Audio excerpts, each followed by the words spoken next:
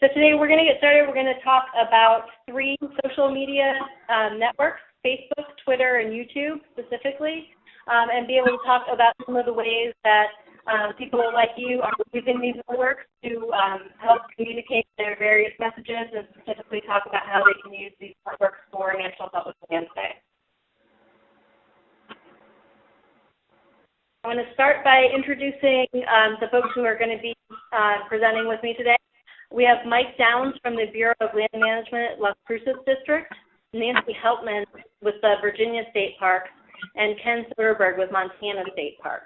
I'm very excited that they're going to be here today and be able to talk about some of the interesting ways that they are using social media. I'm going to talk first just a couple quick messages about why we think it's important to use social media. Especially around National Public Lands Day. It really does help encourage Public Lands Day participation. You can spread the word via social networks about specific events. You can engage your audience before and after your Public Lands Day event and really help raise awareness of local public lands and issues.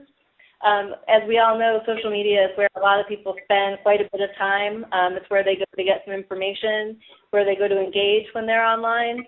So we really want to make sure that you all have some tools that you need to be able to start using these networks and to enhance what you're already doing. So with that, I'm actually going to hand things over to Mike Downs. Let me pass this ball. 1 second. We have a lot of people on here. All right, Mike. Hi, I'm Mike Downs from BLM in Las Cruces, and I think one of the first questions Amber is going to ask is, what's a social media strategy? And so what I did was listed 7 questions here to basically help you start your social media strategy. And everybody's will be different. These 7 questions will get you started, basically. So what does your program plan to achieve with social media? What are your goals? Who's your target audience? What social media platforms will you use? Who will establish and maintain the site? And what type of content are you sharing? And how will you evaluate your success? And as we go through those questions, we'll kind of cover this.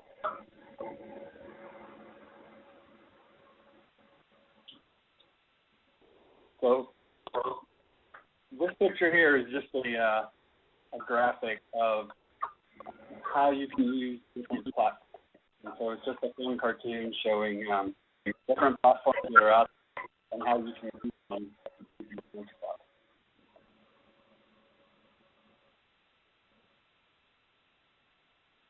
And this little cartoon is just a picture of sometimes people have great and important things to say on Facebook, but people don't necessarily want to do those. They want the quick, little fast, fun things going on. So, and we'll talk a little bit about that as we go through the Facebook questions.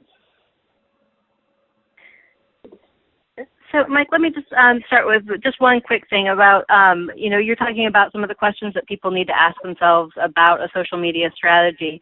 I just wanted to have you talk a little bit about why that's important, why it's important to have that strategy. So everything we do on our Facebook page or any of our social media stuff should always go back to the strategy.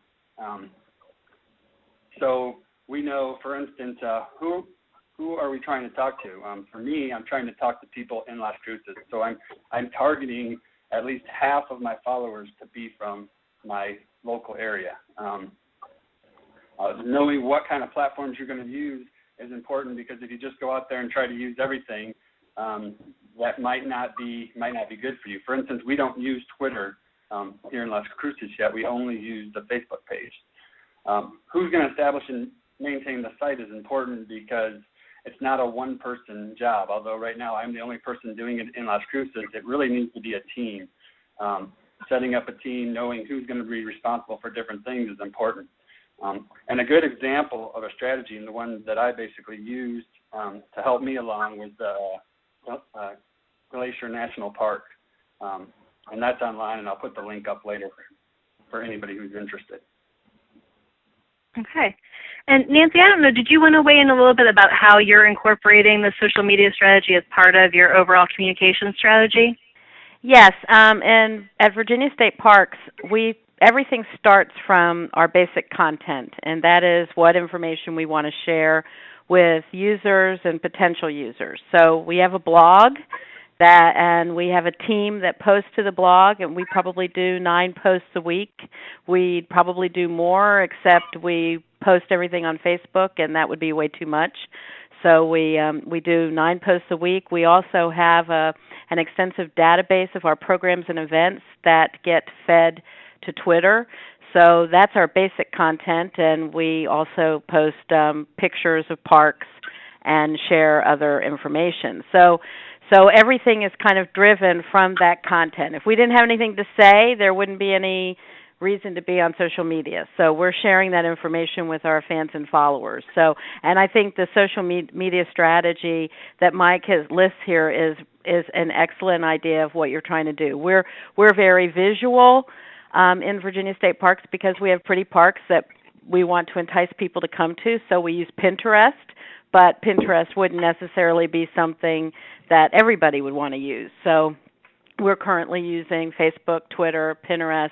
We're on Google+, and we're trying to do most of the things that make sense, but we spend most of our effort on basically on our blog, which is the content, and then Facebook and Twitter.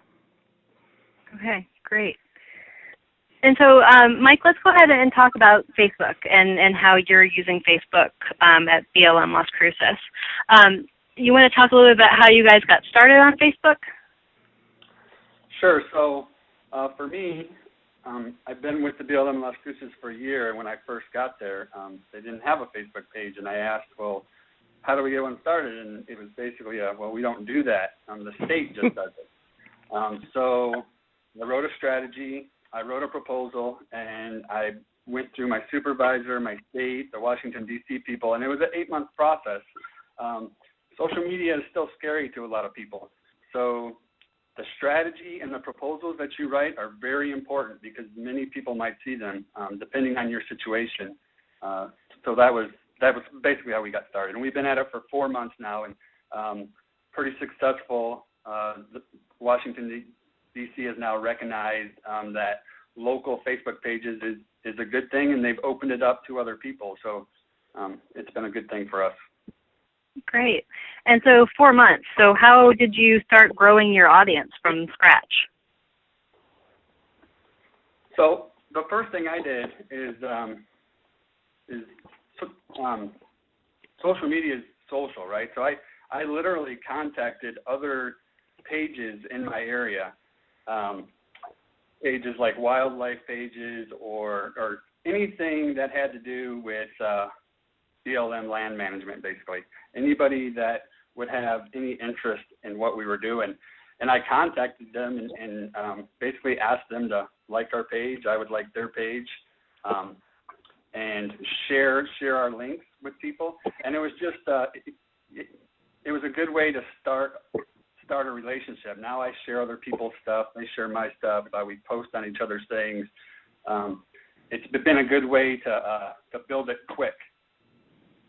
And did you also rely on kind of traditional? Do you have a link on your website? Do you put messages in your Facebook or in your email?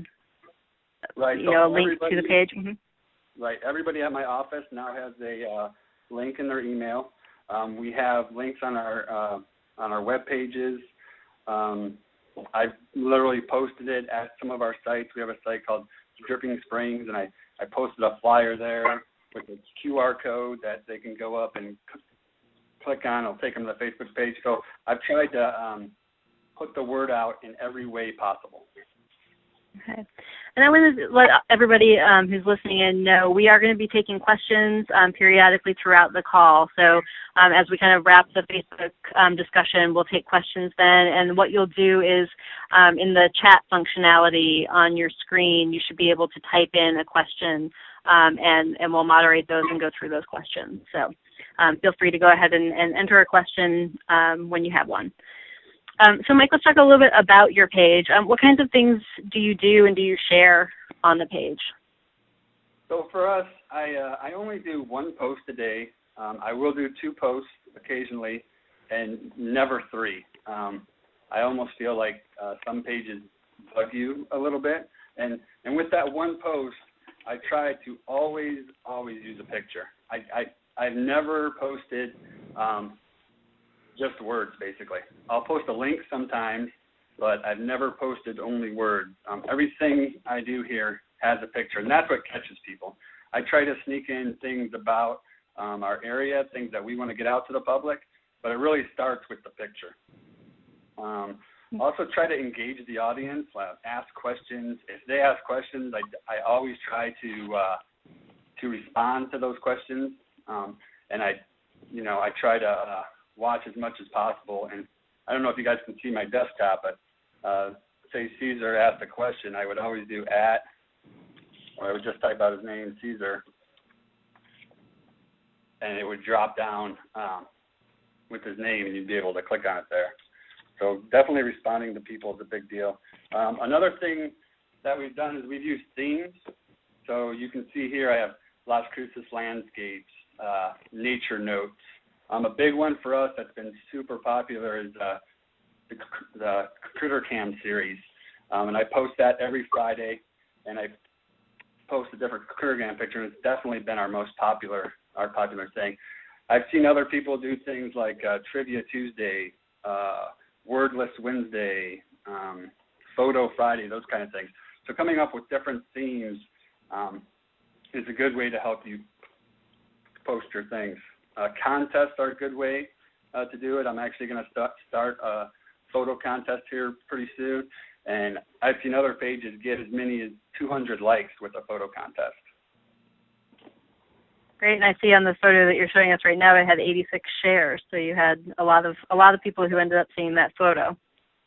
Yeah, absolutely, and that's another thing I want to add real quick is that people liking and sharing your pictures is pretty important. The way Facebook scores it is if you just post something on there and nobody likes or share it, there's a possibility nobody will even see that post. So posting interesting things that people are going to share and like is going to get your name out there. And cute kitties like this one is just an excellent way to do that. So, what kind of tips do you have for some site managers who are wanting to use Facebook to help promote NPLD?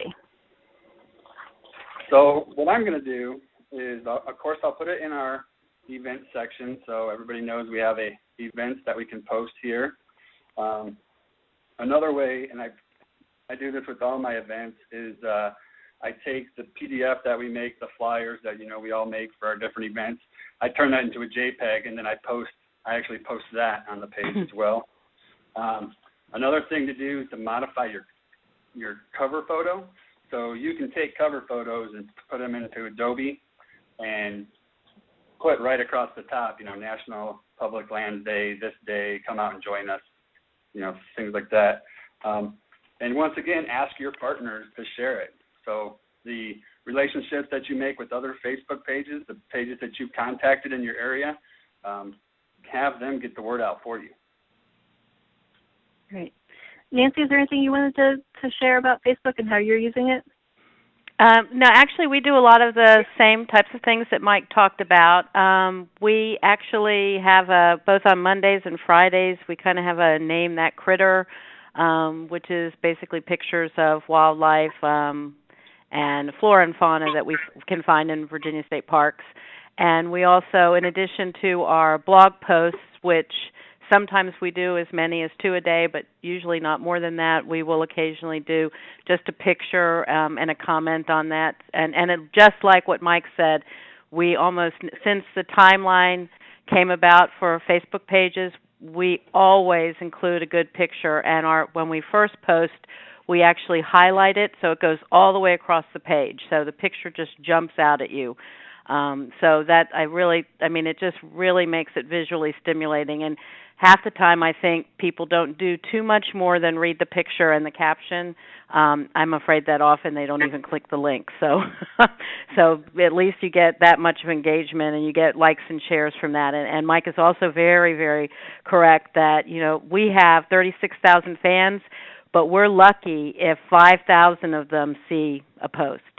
So, we've worked really hard to get to 35,000, but we have to have the content interesting, or Facebook penalizes you and nobody could possibly see it. So that is really important to make it appealing so you get likes and comments and shares. Okay, great. And before we start taking a couple of questions, Mike, I just had one other question about this. Do you manage everything through your Facebook page, or do you use any sort of a third-party application? Like a Hootsuite or something like that? Well, I definitely suggest using Hootsuite, but the BLM has told me that I cannot use Hootsuite yet because we don't have an agreement with them. So what I do is I do everything through Facebook, and there's actually a scheduler in Facebook. It's not as good as Hootsuite, but it works pretty decent. And you can see here on my screen, you can add the year you want to post it in. You can add the month. The day, and then you can hit schedule. This will change the schedule actually here. And then to see all that, you can go up to your edit page and use the activity log here. And you can see that I've planned out all my stuff for the week. So here's my Thursday post, my Friday post. I have one here for Sunday, and I'm actually going on vacation this week. So all my posts are done for next week. And this is all through Facebook. Wow, I have actually never used that feature before, so I learned something new today, too. That's great. It's pretty new. It's only 2 months old, so. I'm sorry? It's only 2 months old, so it's pretty new feature for Facebook. Great. It looks like a good one. So I think we've had some questions come in. So, Jessica, do you want to share a couple of the questions from the audience? Yes. Let's see. We had from Melissa, can you explain what the highlight tool does for the photos? So just like Nancy was saying, the highlight tool will, as you can see across the screen there, it'll draw it out as a big picture. And you can take that on and off whenever you want and drop it down to a smaller picture. There's also a thing where you can pin it to the top. So if I want this picture to stay at the top, I can pin this to the top. I don't think you can pin it to the top in the highlighted form, but those are just different ways that you can manipulate the photos on the page. Okay, the next is sort of a joint question from Robin. Two-part, how do you handle photo releases for kids pictured on your Facebook page, and where do your social media policies reside on your Facebook site, if they do? So I never put pictures of kids on our Facebook page. There are times when we do get releases, and I may in the future do that. But if I put any kind of kids on there, I always have them face away from me and put their nice little heads in the back, and then try to take a picture of something else. So trying to show that people are there or interested, but not taking pictures of the kids. And where you would put, I don't have it because I don't take those kind of pictures. But when I do in the future, you'll list right here where I have the cursor. You'll have your policy basically stating your policy for the Facebook page. A lot of Facebook pages do have that, and they keep it in this section here.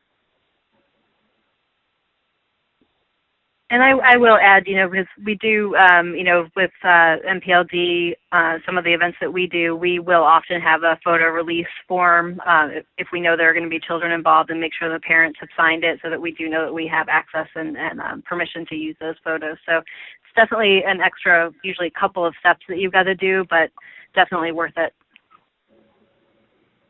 Okay, Jessica? Multiple people asked you to clarify what you meant by Facebook penalizing you, not having pictures, and how do they penalize? Well, go ahead, Mike. Sorry. Okay.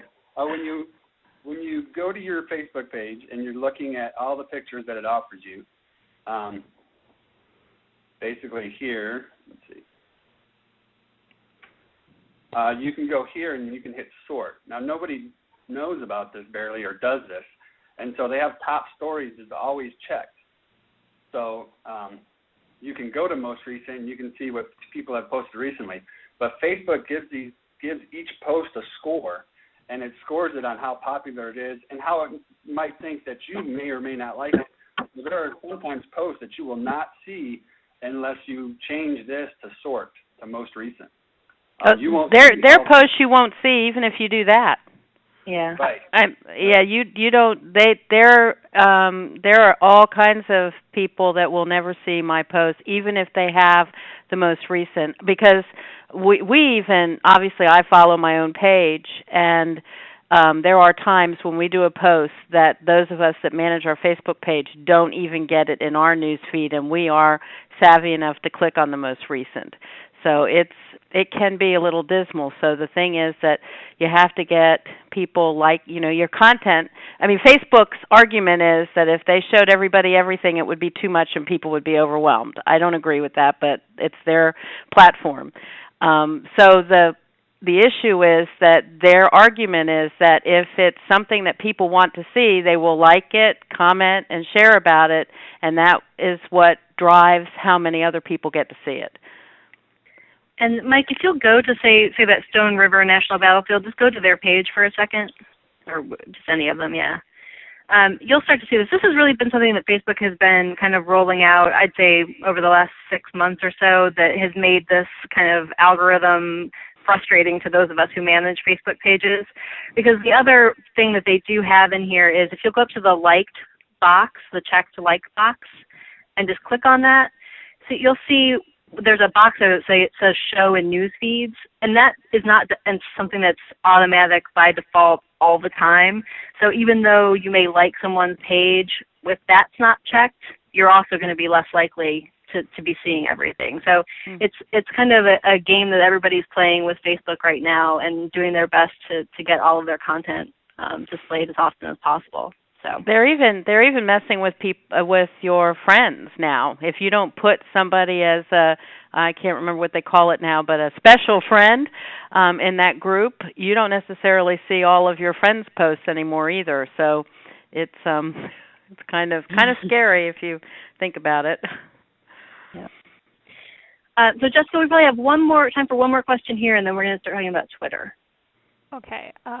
Linda Cole asks, how do you control the personal page versus the program page when you log in through yourself? Seeing as she noticed that Mike Downs' name was listed on the top of the page, and how that connects to his personal page to his Facebook page. So for me, I'm kind of breaking the rules. Facebook doesn't want you to have multiple pages. But I personally don't want my personal page connected with that. So this is sort of a dummy page here. What I've done is you click on, you can go to edit, and basically everything that I post with this will come out as Bureau of Land Management, Massachusetts District. So there's a button you can hit that makes all your posts for that. Kind of a tricky situation if you're going back and forth. You're always having to change it here. Use Facebook as BLM, use Facebook as Mike Downs. You can definitely get confused. So I sort of went around that. But just so you know, even though it says on his page that his name is up there, nobody else sees that except for him. So if it is connected to your personal page, there is absolutely nothing that links your personal profile to that page unless you want it to. There is now a setting that, like if you were an individual speaker or something and you had a page and you had a profile and you wanted people to be able to see your profile, you could actually highlight people that manage the page. But there is no way for anybody to get to your page from your profile, from your official page. Okay. So, Mike, do you want to go ahead and hand the controls over to Nancy, and Nancy will talk a little bit about Twitter. I do want to let everybody know this is going to be recorded. We are recording the call right now, so you'll have access to the recording. So if you want to go back and look for something, listen to something that we mentioned that you just didn't get to jot down, it will be on the NPLD website, as are some of the previous webinar trainings. So we'll highlight that again at the end of the call. And I've put my Twitter SlideShare, this presentation I've done, a couple of slides, I put it on SlideShare, and that's my email address. Anybody that ever wants to write me about social media, I'll be glad to answer your questions. I call myself a social media evangelist, so I love to help people. So please feel free to email me if you'd like. The reason I included the SlideShare, because obviously you can get it on the recording as well, is so that way you can see some of the links that I've provided for some of the tools that I like from Twitter. So, Nancy, I think you need to share your screen. I thought I did. I'm sorry. That's okay. I thought I did that already. My desktop. Oh, I see what I did. I forgot to click the monitor. Okay, hopefully. All right. Well, you don't need to see my email. Although if you want to answer it for me, that would be nice. Okay, so there's the SlideShare link and my email address. Okay, so you see it now? Yes. Okay. So we've been using Twitter, and actually our whole social media program began right around the same date, which is December 11th, 2008. If you ever want to see how long somebody's been on Twitter, there's that little neat Twitter birthday tool. We have 15,000 followers, and I'm following just a little bit more than that. And since we've been on Twitter, we've had 35,000 tweets. So we've been primarily because we tweet all of our programs and events. That can be a lot of tweets in the summertime. We tweet them 10 days out. So that's one thing we're doing. We started on Twitter because after the presidential campaign in 2008, I started thinking that if presidential candidates, if the election can be determined partially by social media, certainly I could probably get more people visiting Virginia State Parks if we were involved in social media. So I started doing a lot of research. There is tons of information on the web on how you should manage these platforms. Some of the advice is conflicting, but if you read several articles, you kind of get a pretty good idea of what you should be doing. So that's basically December 2008. We started a blog, we started Facebook, we started Twitter, and since then we've been very active ever since. We have a team, mostly about 3 people that manage Facebook. I'm pretty much the key person on Twitter, but a lot of our Twitter posts are automated. But I am the personality for responding on Twitter. I'm not going to go over all of these things, but the thing that's different about Twitter, and it's not really different because social media is more about relationship building and less about selling. So it's not all about just you. So one thing that's really true about Twitter is that I think it's very important to share content other than your own. Not so much on Facebook because it does get annoying, like Mike said. If you post more than a few times a day, your followers will not be happy because they don't want stuff flooding their timeline. But on Twitter, it's a little bit different. So once you get a good following on Twitter, you should share other content that's not yours that you think might be interesting to the folks that follow you. So comment to people that you see on Twitter. Comment on what they're saying. Comment on their blog posts. And share and retweet posts from others. And, I read this on someone, it's sort of like kindergarten. If you share your stuff, somebody else will share their stuff, they'll share your stuff, and that is so true on Twitter. One of the things they use a lot is hashtags, and that's a way to identify, for instance, for National Public Lands Day, there might be a hashtag NPLD. It's hard to watch a program on television anymore without a hashtag in the corner so that you can tweet about whatever it is you're watching. So that's basically the basics that I recommend. This is sort of an infographic piece of one anyway that shows what people tweet, what the links are. And as you can see, images are 36% of the posts had linked images. So a lot like Facebook, people like to see pictures. So that's a good thing. And then the 16% is articles. And there's still only 9% videos, but I suspect that'll be growing because the visual market is moving more and more from pictures to video. And what we share are our programs and events. articles from our blog. We share pictures periodically, and then we share interesting articles and tweets from others.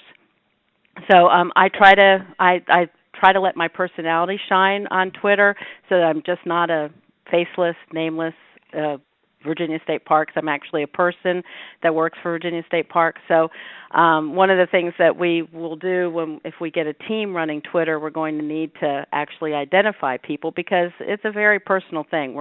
I think just tweeting as an entity loses something if you're not showing some of your personality. And people do that. They run teams and then they use like initials at the end of the tweet. Right. Now, the other thing about Twitter is, according to this, a half-life of a tweet is only 4 minutes. So that means that most of the clicks you're going to get from the link from what you post is going to be in 4 minutes.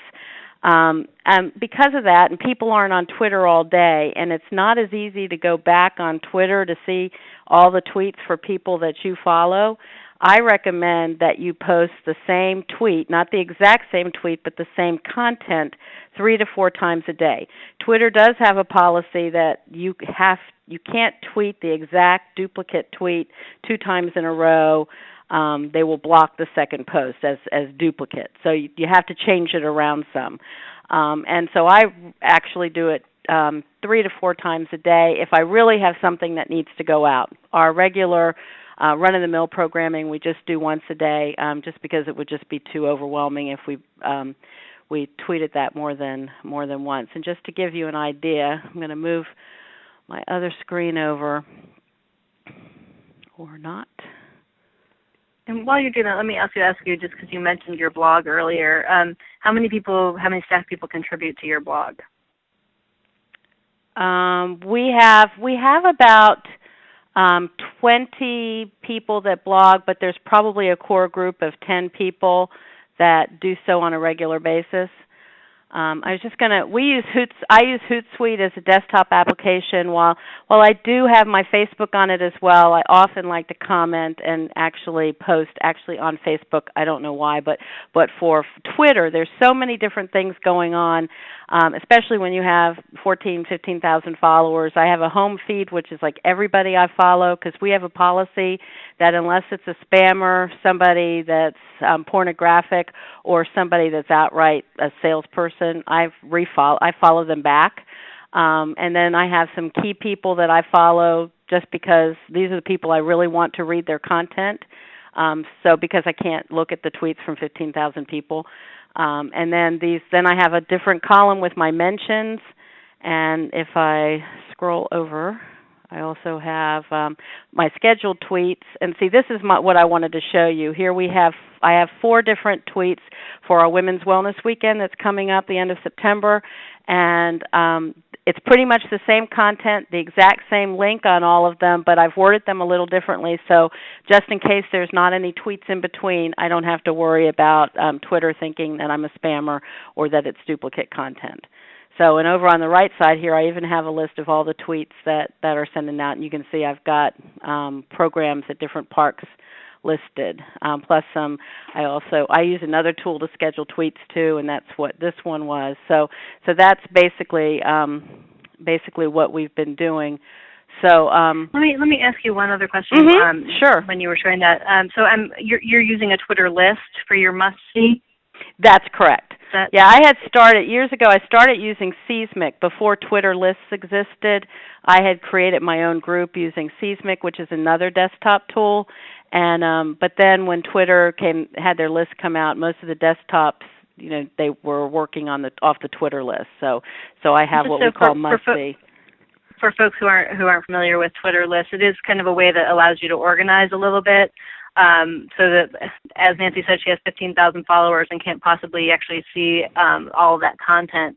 So it's a way that you can kind of narrow down and filter out of all the people that you're following these sorts of lists. I think for National Public Lands Day, we also have lists of like state parks and national parks who are on Twitter. So it's just a different way to be able to view the tweets that are coming in.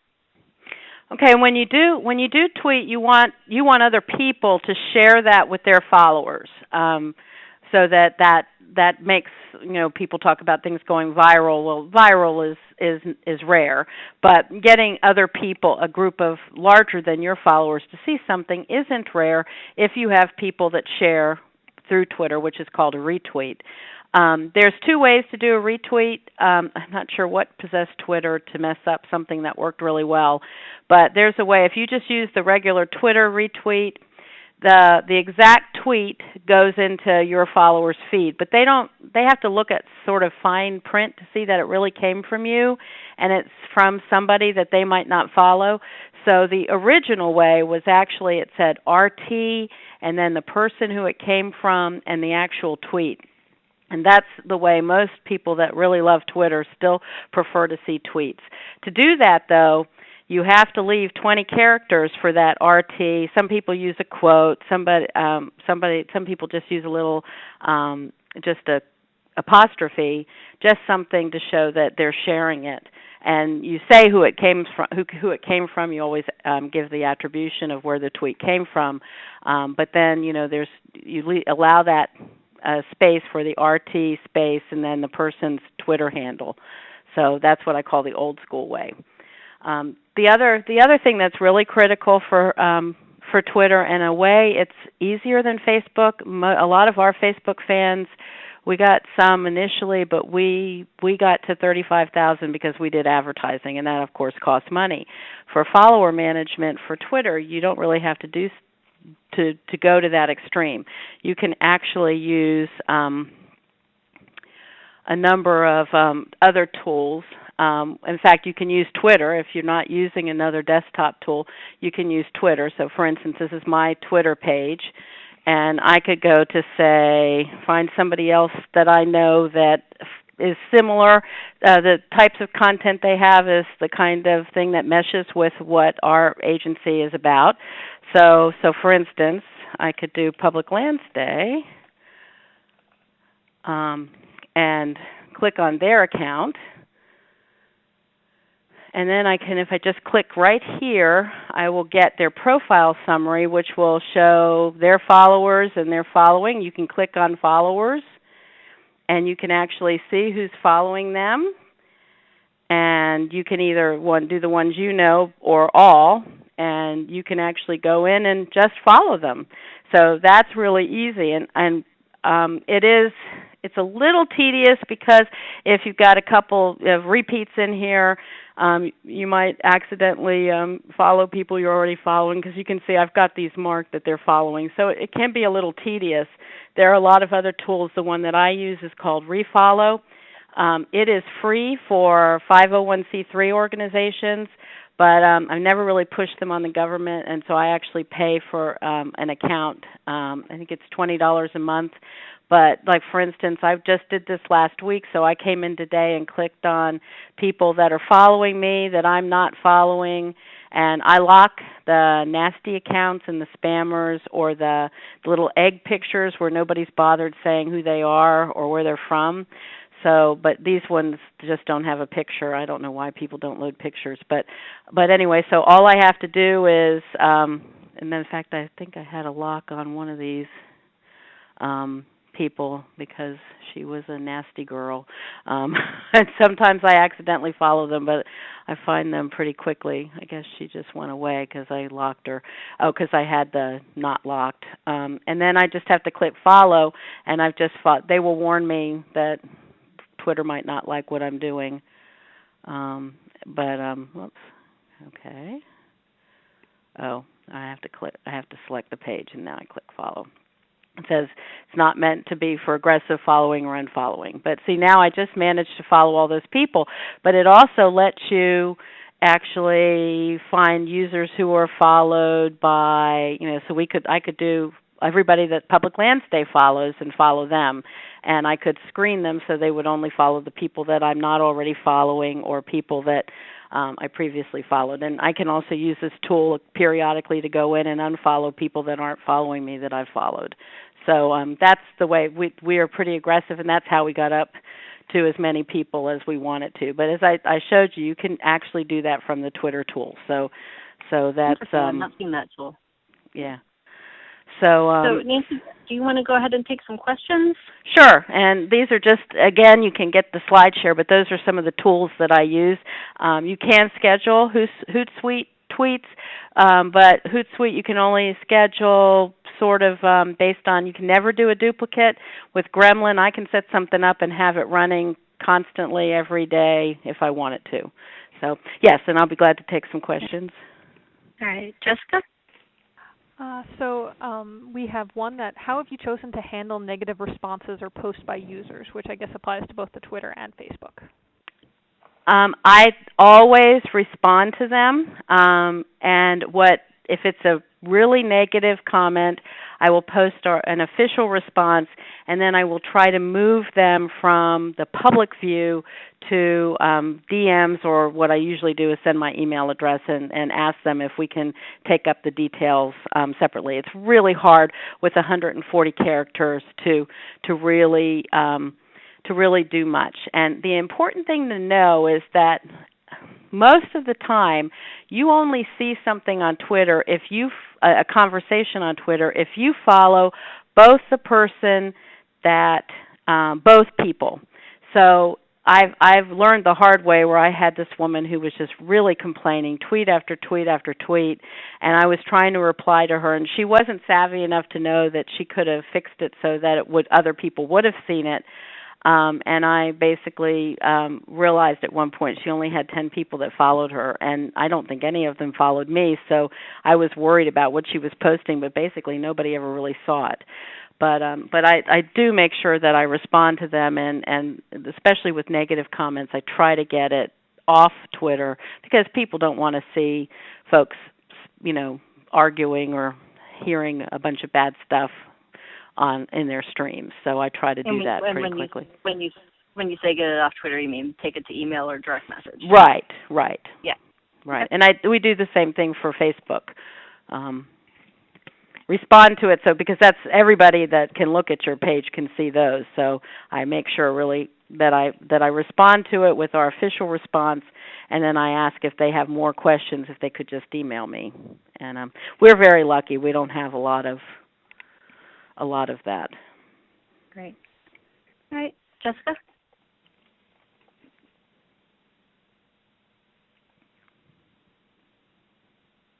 Do we have any other Twitter-related questions? Oh, sorry, I didn't hit the unmute button. So there's a two-part question. One is, I'm curious how much of your day do you spend monitoring Twitter and sending out tweets? And then another one says, I come from a small nonprofit and manage all of the social media with only 20 hours a week at the position. What is the best way to maximize exposure and time? So very similar time balancing questions. Yes, as I said, I can go days with only peeking at Twitter to see if I have something I have to respond to. We have all of the events and programs are in an RSS feed that automatically get posted to Twitter through Deliverit, which is the bottom link here. We also have our blog set up so that as soon as we post the blog on our blog site, it actually posts to Twitter. So both of those things are done without anybody's intervention. So that you can do that with just coming in. If you looked at Twitter in the morning, unless you had some kind of crisis going on in your organization, if you looked at them in the morning and you could schedule your tweets, you could have anything ready to go. You could look to see what's going on, look at the people that you like to follow, see if you want to share or comment or like, and you could do it all in 10, 15 minutes if you automate as much as you can. Now, the whole point, though, with Twitter is that you're going to get more buy-in and engagement if you're actually periodically tweeting. So the more time you can give, the better. But you can get a lot of success with just 10 to 15 minutes. There are some days that I don't even look at Twitter, even if and might even go a couple of days before I actually go in and reply. So I don't like to do that, but if I'm really busy, since I'm the only one that's really monitoring it, that does happen. So it's not all that I do. Social media is not all that I do either. So I do understand. So there are a lot of things that you can automate. There are things that we're trying to do with Hootsuite. You can schedule a tweet post to Facebook, Twitter, Google Plus, LinkedIn, all at once. So that's one of the reasons why I really like that tool. Great. So I think we're going to have to hold any other questions so that we can make sure that we talk a little bit about YouTube. So Nancy, if you can hand the controls back over to me, then we'll start. We'll talk with Ken about the video that he did about last year's. Okay. I think you got. Oh no, you didn't. Okay. Oh yeah, no, I got to draw the little thing down. Yeah. Okay. I think I'm passing it to you. Thank you. There you go. All right. So I'm just going to pull up, and we didn't test this out to see whether or not you all can actually hear the sound from my computer when I share my desktop. But just wanted to show you, so this is the Montana State Parks YouTube page. And so Ken put together this video last year. I'm just going to hit play for a couple seconds. We'll see if there's any audio or not, but you can at least get, you can.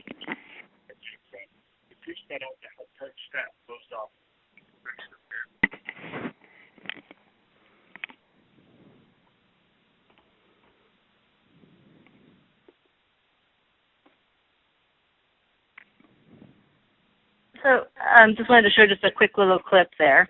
I can hear myself talking on someone else's line.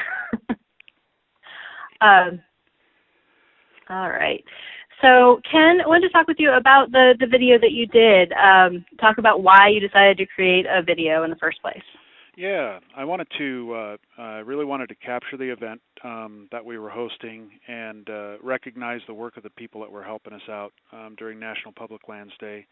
The park that this was shot at was developed during the CCC era, and so another objective was to create that historical connection to the CCC, and then bring that connection around to the spirit of National Public Lands Day and the organization that was helping us out that day, the Montana Conservation Corps.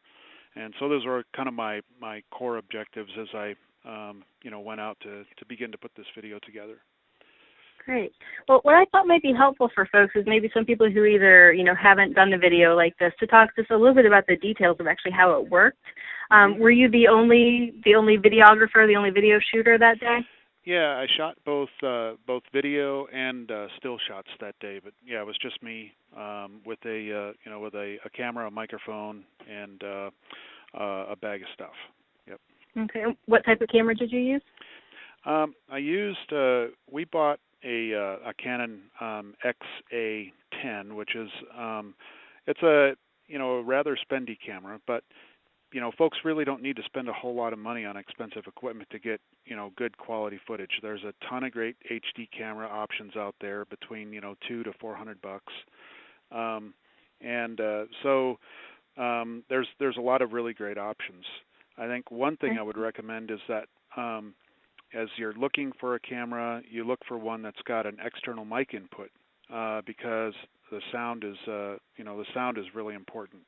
A lot of the GoPro cameras have external mic connections. What I used as I was creating this one was a shotgun microphone.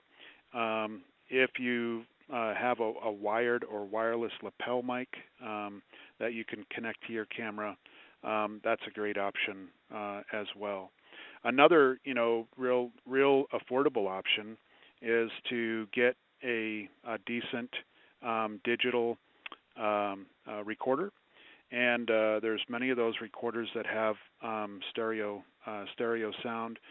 It's also a little bit more relaxing for the person you might be interviewing. So you can take a digital recorder, and rather than sticking a camera in their face, you can capture the audio that you need and then overdub that, as you're editing the video.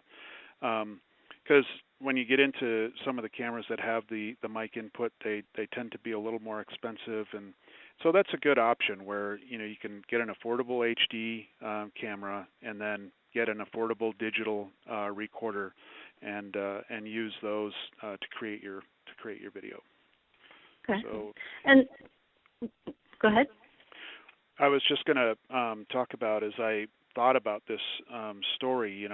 I didn't do a storyboard. I didn't do a shot list or anything like that. For me, the idea kind of began to solidify as I was shooting. I had a general idea of what I wanted the outcome to be, but as I was collecting footage, I said, okay, I've got this shot, but I really need to get a shot of this to put that in context and make the whole thing work. And just in talking about sound, I wanted to capture the sound of the work that was going on. One of the things that's always captivated me is those NPR radio segments where the sound of the work kind of helps you get a picture of what's happening. And so I know it's video, but I wanted to capture the sound of the work that was going on as well. So I didn't storyboard it out. That's very helpful.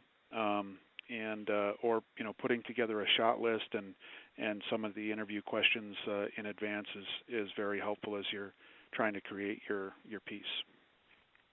And you did some narration over the top. Did you write that out first, or did you just record that? I when I got back and I sat down to edit, there's some other ideas kind of opened up as I looked at the footage that I had collected. I did write out my narration. I just found it was a lot easier to go back when I screwed it up and do it again. So I did write out the narration for it. Mm-hmm. Great. So what type of software did you actually use to edit the piece together? I used I've got a Mac, and so I used iMovie, and I found it really easy to use and figure out. I didn't have any kind of training with using that software at all, but it's pretty intuitive. I'm not I've never used Windows Movie Maker Live or anything like that, so I can't really offer much on that. But I just found iMovie very easy to use, really easy to stick the transitions and the title slides in, and easy to overdub the narration. And I would recommend that if you're going to do that narration, that you get a good a USB mic and not use the internal mic on the computer. I think just having a good standalone mic helps in capturing good sound, because I think good sound helps make a good video. Right. And so how long do you think it took you from start to finish? I would say, from start to finish, it took me about an hour and a half to edit the piece. I shot about 11 minutes of video for this 3-minute segment, and that 11 minutes of video took me about 30 minutes to gather, walking around shooting. So yeah, it took about an hour and a half in editing it to put it all together. And so then, go ahead. Well, I was just going to say that this is a 3-minute piece, and particularly for trying to generate interest in the project that you've got coming up, I would offer that see what you can do in 30 seconds. See what you can do with 5-second shots, a title frame at the beginning, an end frame with your contact information at the end. Add in some good music and a brief narration to promote your project in 30 seconds. I think in a short amount of time you can put together a pretty effective piece that will say why the project is important, how potential volunteers can make a difference, and that may be just enough to entice people to follow up with you. That's great. And just since we've been talking about Facebook and Twitter, once you posted this to YouTube, what were some of the ways that you got it out? I assume you emailed it. What sorts of ways did you share the finished piece? Yeah, we of course shared it on Facebook and then linked off of Twitter for it. I think one of the an effective way that you can do when you're uploading the video and you're in that share screen on YouTube is just email it out to some of your potential volunteers. If you've got an email list of potential volunteers, send them a video invite. Take your 30-second piece, email that out as an invitation to volunteers to check out what that volunteer opportunity is. So yeah, we used the platforms that we already talked about to share this video as well. Great. I think the other thing too is to consider ways that you can repurpose the content that you've collected. How can you use that, in subsequent years to promote National Public Lands Day events? How can you use it throughout the year to promote other volunteer opportunities? So be thinking about how you can repurpose the content that you've collected. Great. And we are close to out of time. Jessica, did we have any questions come in about video? Most of them have been answered. They were about software questions about the editing, and you focused on iMovie, but if any of the other speakers have programs that they've used to do similar things. Actually, I was one of the ones that asked about the software. We don't use Mac, and we haven't found anything that's as good as iMovie, so we're still looking. Yeah, well, it wasn't. I didn't use the Mac that I have at work because I don't have a Mac at work. It was my own personal, my own personal Mac from home that I use. So, but it's just so intuitive and so easy to use that. Yeah, that's what I've heard. I would say, for folks that are thinking about doing a video this year, the key is to keep it simple, keep it short, and keep it fun. And when you upload your video, be sure to fill out in YouTube. Be sure to fill out all the fields that are there. Give a great descriptive title of the piece in the description section. A clear, compelling, and engaging description of what that video is about, and pay attention to the tags section, and include strong, specific keywords that can be used as tags for your piece to try to entice folks to click on and view it. Those are great tips. Thank you so much. We are at 1 minute left, so I just wanted to give a couple other quick links here, and a reminder to make sure as you do set up these social media networks to make sure that you do have links to them from your website. So it's one of the ways that people are still finding you on social networks, and to include these same links in your email signatures. I think we talked about that a little bit already. Mike had provided a YouTube video that he thought might inspire some folks, gives a little more on some other things that people are doing with some of these networks, so you might want to check out that link and find out more about NPLD webinar resources. We have done a webinar last year that you can find on this website that gives you really basics. If you haven't even started a Facebook page yet, kind of walks you through the steps of how to do that. There's also a webinar there last year about just traditional media and press releases and how to use the media toolkit for NPLD. So I encourage you to check those links out as well. And I think everybody, I want to thank Mike, Nancy, and Ken so much for participating and sharing their great tips and experience with everybody. So thanks so much for being on the call today.